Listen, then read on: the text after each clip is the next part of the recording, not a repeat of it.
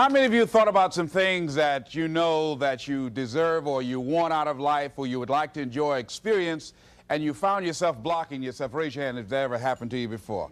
All right, very good. Here's what I want you to do. Shake somebody's hand on your right and your left, and here's what I want you to say. Whatever you're seeking, it's seeking you. It's seeking you. You can have it. You can have it. Give yourselves a round of applause, all right?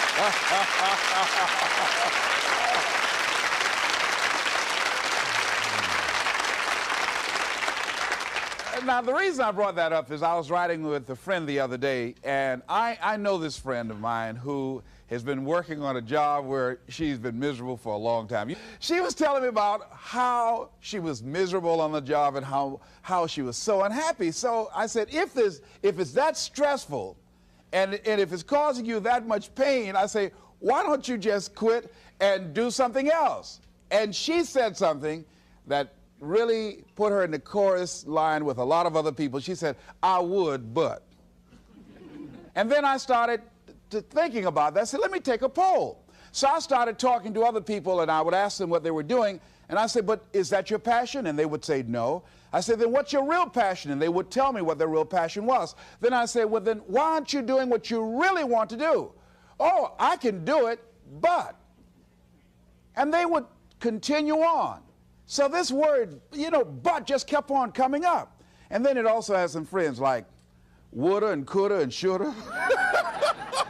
And one day, I'm going to have my own business. Those people who talk about one day I'm gonna. Some of y'all know some of those one day I'm gonna people. Raise your hand. Some of you get up in the morning and look in the mirror at that person. I just tease it, all right?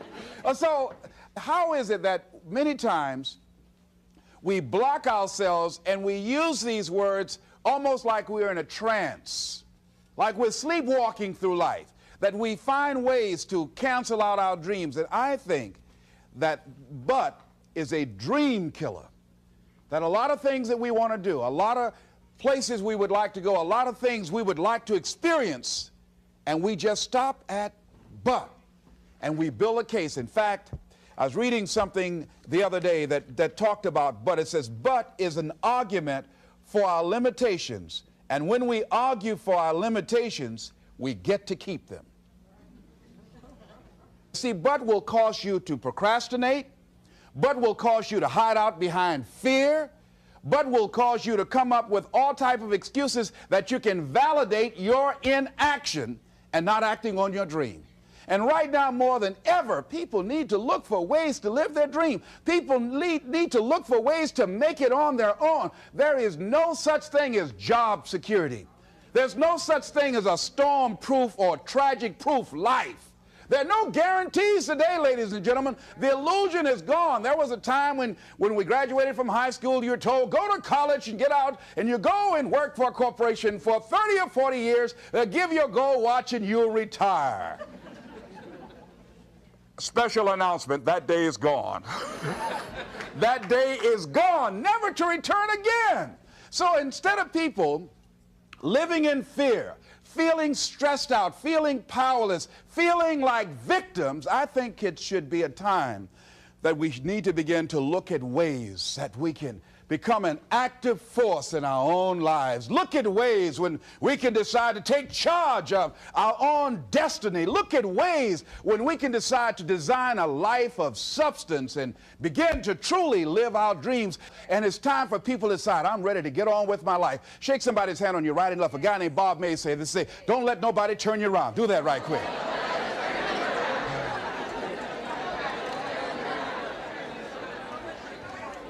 Now, a lot of people say, I'm going to live my life one day when things get right.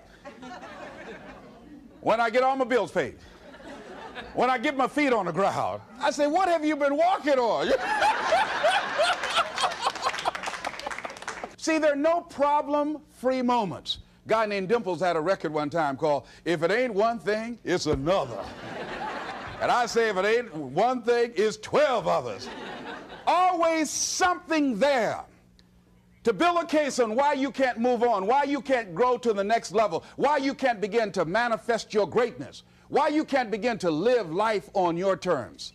Always something there to block you, to keep you where you are, and keep you from beginning to develop your true greatness. Always some fear. How do we handle it? And I'm saying that if you've been hiding out behind but, if you've been using the fact that you don't have enough money or you don't have the education, take it head on. Go get the education. I was saying to a guy the other day who was saying, I said, how old are you? He says, 47 years old. I said, your sister tell me that you can't read. He said, that's right. I said, why? Well, you know, I didn't go to school. I said, excuse me, how old are you? I'm 47. 47? Yes. And you can't read or write? Yes. Have you ever heard of adult school, adult education? Have you decided that you should learn how to read to begin to expand your world? Why are you using that as a racket? Why don't you decide now that you're going to expand your world, that if other people can learn, you could learn too? Well, it's hard for me. Have you been and sit in a class yet? Have you signed up yet? No, I haven't.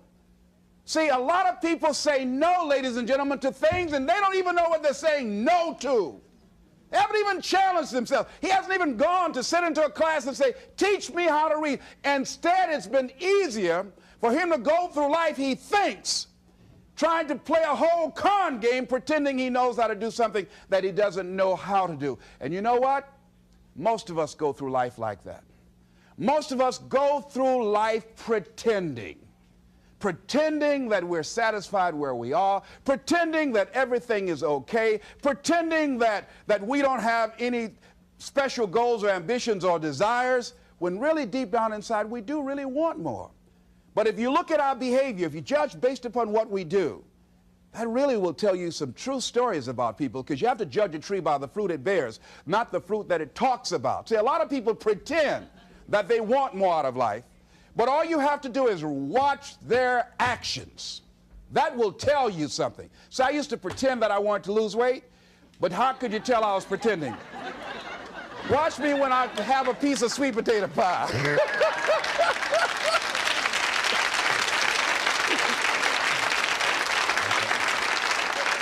Let me get within walking distance of some peanuts, some potato chips. See, I was pretending that I really wanted to lose weight. No, all you do is watch what I eat. I'll tell you what I'm seriously committed to. People will tell you, oh yeah, one day I want to have a restaurant. See, they're pretending they want to go into business for themselves. They're not serious. How can you tell, Les? Watch their actions. Watch what they're doing. The proof is in the pudding. So if you want to do something, if you thought about something you want to do, take it head on. Decide that you're going to start looking at it, start doing research on it, start tackling it, start becoming involved in whatever and wherever it might lead you, to begin to explore the possibilities in that particular thing that you're seeking, so that you can begin to learn all you can about it. Decide that you're going to face it, that whatever shortcomings you have, that you're going to strengthen yourself there. Whatever training that's required, that you're going to go get that training, that you're going to get started right now.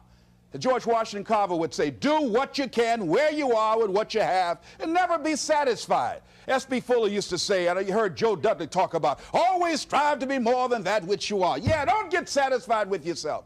Always know that wherever you are, you can enjoy more, that you deserve more. But most people, you know what they do? Most people go through life quietly and safely, tiptoeing to an early grave. Find out what it is you want, and go after it as if your life depends on it. Why? Because it does. People that have found their passion, people that found the things that they love, people that have found the things that they can pour their lives into, those people live longer. I was in New York and I had to do a seminar at a special church, and a guy by the name of Reverend Johnny Youngblood. And I said, how is it that you were able to build this big housing facility and got all of the various community and religious groups together to have this dwelling for 2,000 residents that were once homeless? How were you able to take on this responsibility? Wasn't it overwhelming? He said, the kind of work I do, he said, it's in me. I've got to live what's in me. And I think that's everybody's desire in life. You got to live what's in you. Life is just too short and unpredictable. But what do we say? But there always be tomorrow. Oh no. There's no guarantees you're going to show up tomorrow.